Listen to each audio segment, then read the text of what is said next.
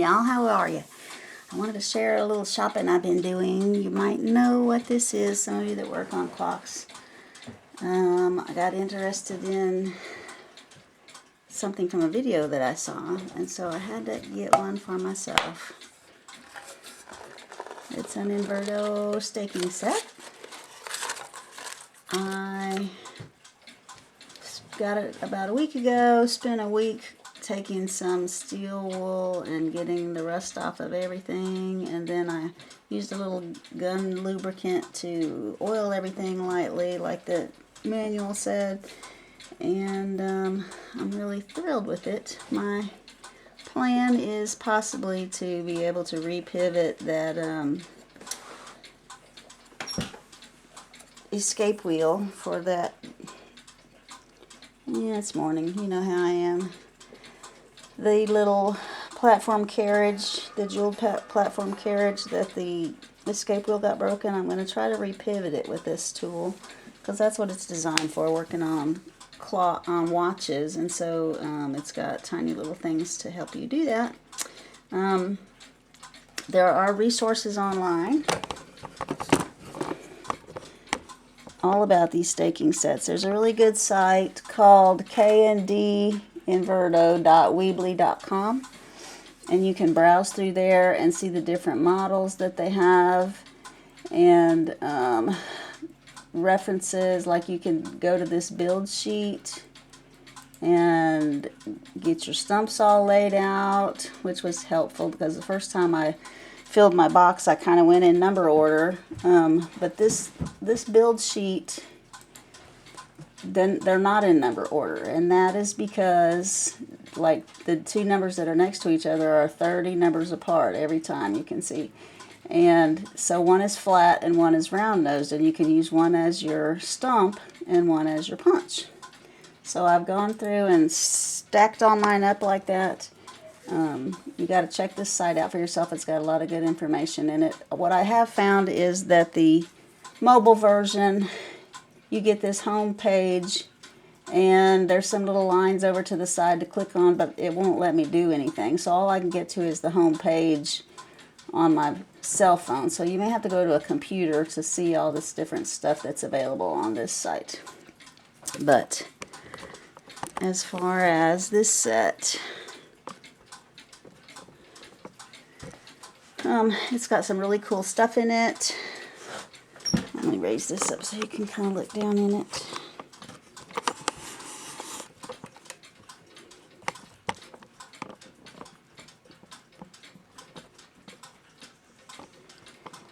Little sub punches here, jeweler's friction setting pieces here. These are all reamers, different sizes, and the little reamer holder is right here, and the little sub punch holder is here. This is for doing jewels. This is a little micrometer that goes on the thing, so you can depth your jewels. There's lots of cool stuff in this. Let me get this back on there. Get it out of the way. So off of that website, I got this information I printed that's got all the different stakes that are in my set, and I added on the ones that it didn't have, that I have, and the measurements. So if I'm working on something and I use my micrometer and measure the size, I can come and find the tool that I need and then where it is in my little set. So I thought that was real handy info to have. That website also has the whole brochure, and there is also a huge book on there that's like 140 pages on how to use these staking tools. So that was real informative. Lots of good info in there. This took a bit of cleaning, bit of rust on here. So it's smooth now, there's no rust, but you know, it's not the beautiful shiny surface, but it's still going to work good. On this model, I thought this turned to lock my stake in there, and so I had a heck of a time getting it out, and this one just pushes out. We were able to, my husband got it out. I couldn't get it out at all. I'm able to get it and wiggle it out and up. There is a round piece in there with a shaped part cut out that's got a little spring on there. There was some metal shavings and stuff in there kind of keeping it from working. And I cleaned it all out, put the little spring back in there and pushed this back in, and everything is working good now. So this is supposed to be a friction holder so you can put your tool in and hold it wherever you want. There was a tiny bit of rust at the lip of this that was keeping me from getting this through, so getting this out and being able to clean it out good really helped. I used steel wool on a wooden stick and skewered in there real good and got the rust out and then oiled it lightly. So all of these are very lightly oiled, which should keep them from rusting again. This thing is cool. Goes on here. You set it to the depth of your jewel and write down your measurement. See, there's little lines right there. I got to turn it around the right way. There's little lines right there so you can measure how deep your jewel is. And write that measurement down, take it off, do what you need to do. When you set the new jewel, it'll only go so far. It won't push it too far. Somebody that worked on watches really thought this whole system out, because there's hole closing punches, there's all kinds of cool stuff on there. To get this off to work on, there's a screw in the bottom right here, but there's also a nut around that screw. You can't just put a screwdriver in there and screw that screw out. You'll strip it. This screw, when it comes out, has threads that are different on this end and the bottom end. You have to take this nut off around the outside, and then you can easily unscrew that screw, and clean it up. And then you put it back in, tighten your nut back up, then tighten your screw a little bit, but don't over tighten it. You want to be able to turn your dial, because this is what locks your plate. So make sure when you put this back together that you don't have it so tight that you can't turn your dial, your die plate. So other than that, I'm getting ready to retire, so I'm trying to get a few things while I've still got some income coming in, more disposable income than I'm going to have once I'm retired. So this is some other stuff that I got. This is a K&D hammer. It says K&D at the top right there, and this is what they recommend to use with this set, because you don't want to use a steel hammer on the steel pins. It will damage them. So you use brass, and this one is dual-headed. It's got a fiber head on one side and a brass head on the other side.